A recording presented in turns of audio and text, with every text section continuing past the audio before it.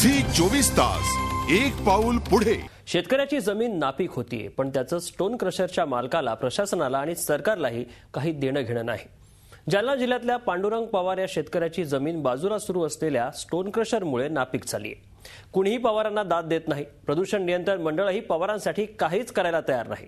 शेवटी काय तर बडी धेंड स्वार्थासाठी गरिबांचे हाल करतात आणि प्रशासनही या बड्या धेंडांच्या खिशात असतं। पण आता पवारांसोबत आहे झी हेल्पलाईन, त्यामुळे त्यांना न्याय मिळणार आहे।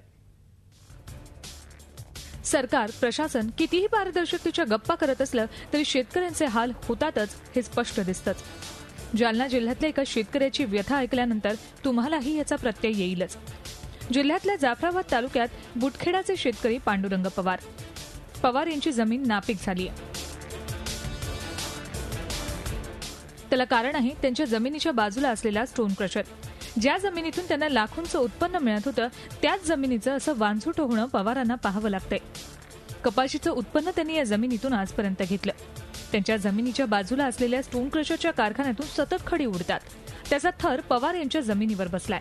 त्यामुळे लाखोंचं उत्पन्न देणारी त्यांची जमीन आता जेमतेम उत्पन्नही देऊ शकत नाही।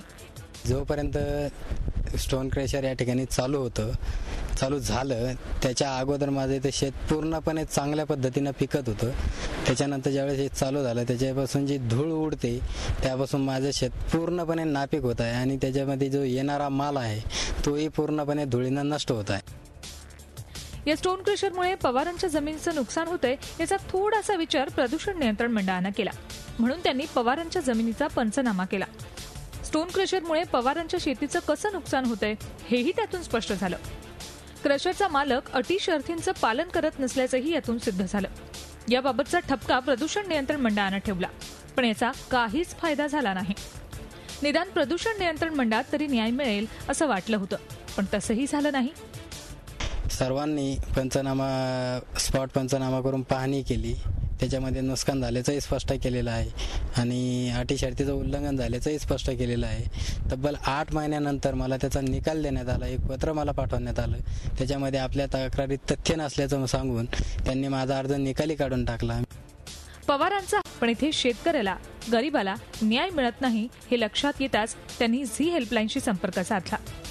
मी तिथे वारंवार चक्रा मारत होतो तरी मला कुठल्याही अधिकाऱ्यांनी दाद दिली नाही आणि विशेषतः गौण खनिजचे जे अधिकारी आहेत ते बोलण्याला एकदम उग्रट भाषा वापरतात। पटलं तर थांबा, नाही तर चालले जा, तुमचं इथं काही काम नाही, तुम्हाला इथं कोणी बोलवलं। फक्त पवारांच्या शेतीचं नुकसान होतंय असं नाही तर बुटखेडा गावच्या शेतकऱ्यांच्या शेतीमालाचंही या स्टोन क्रशरमुळे मोठं नुकसान होतंय। ग्रामपंचायतीनं त्याबाबतचा ठरावही घेतलाय। अखेर हेल्पलाईनच्या टीमनं ठरावाची सर्व कागदपत्र पाहिली, त्यानंतर आम्ही गाठलं उपविभागीय कार्यालय। उपविभागीय अधिकारी PL सोरमारे यांना भेटलो। आतापर्यंत पवारांनी कुठल्या शासकीय कार्यालयात तक्रार केली, या कार्यालयांनी काय अहवाल दिले ते त्यांना दाखवलं।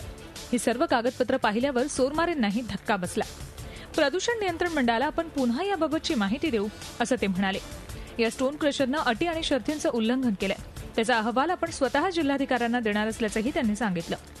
मी याबद्दल ही तक्रार आणि प्रदूषण मंडळाकडे पुन्हा लेखी पाठवून ताबडतोब त्यांचा अहवाल मागून घेतो आणि प्रदूषणच्या कायद्याचं जर ते पालन करत नसतील तर अटी शर्ती पालन करत नसतील तर प्रदूषण मंडळ त्यांची NOC विड्रॉ करू शकतं। तो पालन करत नाही असा जर त्यांचा अहवाल आला तर तो मी जिल्हाधिकारी महोदयाकडे तसा लेखी अहवाल देऊन त्या क्रशरची परवानगी रद्द केली जाऊ शकते।